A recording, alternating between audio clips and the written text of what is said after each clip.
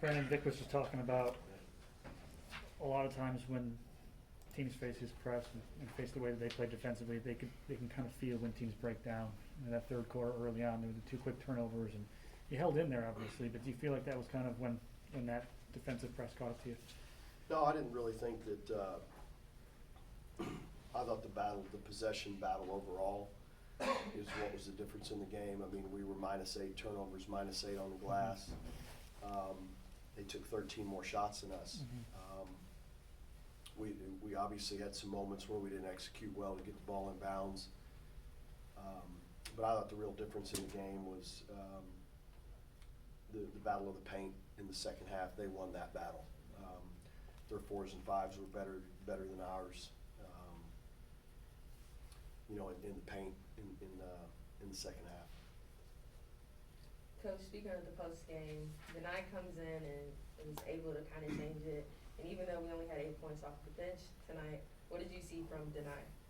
She's been practicing really well, and she's earned the opportunity to contribute. Twins minutes relative to our success are pretty staggering. So to not have her, if she plays 28 minutes plus, we've had pretty good success. When she plays less than 25, we haven't been as good. So as much as I appreciate Denai or Nadir or anybody else coming in in those situations, we've got to find a way to keep Twin in the game. Coach, you talked about the second half and how it was decided in the paint, but the first half I feel like a lot of what you were saying from the sideline was trying to get your guards over the top of those screens to kind of prevent those pull-up jumpers. Do you think that was part of the scout and kind of we didn't do a good job of guarding Joanne on out-of-bounds plays in the first half. She got some open looks, and then we made some mistakes guarding baseline staggers. And we guard those one way. So when you don't guard it that way, there's a good chance that your opponent's going to get a good look, and that happened a couple of times. So the margin for error against top 10 teams, we've played 3 in a row now, 5, 6, and 9. The margin for error is small, and if you play 8 to 10 people and each one of them gets 2 my bads, you're not going to win.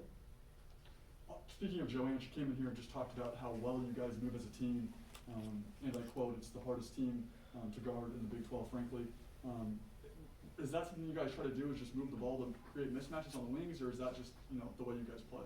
I think we try to play the right way. I mean, we don't have an MVP candidate, that we're going to just play through each and every possession. We have to play as a team. We have to move the ball. We have to share it. I would say that they're probably the hardest team to play against defensively. So, and I think we're 2 teams that are pretty similar, but maybe in different ways. I think they're a very good team. I'd like to think we're a good team, but I don't know that either program right now has a MVP caliber, go-to player. You just got some good players who try to play the right way. Texas today, Oklahoma on Saturday. You're probably going to play one of them again in your first tournament game. Does that affect your preparation? Is that a good thing? I'm focused on Oklahoma. I don't think we can. I think you're right. That's what I'm being told, is that's probably who we'll play. But it's been a long time since we played Oklahoma. We played them coming off a 17-day COVID break. So it's going to be interesting to just go back and look at that film as soon as I walk out of this door. When you talk about Tayana's minutes, you kind of went with a little bit of a shorter rotation today. How much do you need that bench to supplement things in order to be successful? I thought the biggest thing that changed in terms of our rotation is when they played small, we played smaller, and part of that is when you're in the bonus. I mean, we tried so hard to get to the free throw line, and that's where we failed in the fourth quarter. I think we were in the bonus with almost 8 minutes to go, and I'm anxious to look at the stats, and I don't feel like we got to the line. I feel like we shot a lot of floaters in transition. We had some runouts and some opportunity to score in transition, and took some questionable shots. When you're in the bonus, it's got to be layup, free throws, or open threes. Coach, aside from the game, a bittersweet moment tonight for Anaya and Julie. Just talk about what they've meant to this program. And Short version, I'm extremely grateful for Julie's belief in, excuse me, in what this year could be.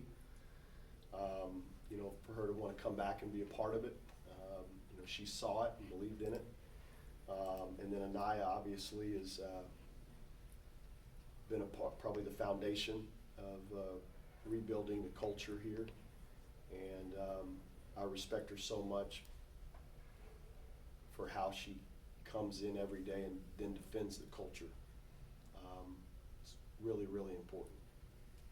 Coach, after a 7-game win streak to now, I guess, 3 losses back to back, how do you bounce back, not only on Saturday, but into both tournaments? I think, you know, you'd like to have some momentum going into the tournament. I mean, we knew that this was going to be a really difficult stretch. I'd like to think, even though we've come up short in these games, that we've still gotten a lot better. You can't excuse me, you can't simulate Iowa State, Baylor, and Texas in practice. So 3 pretty good opportunities to get better. Thanks, Coach. Thanks, Thank Coach. you. Thank you.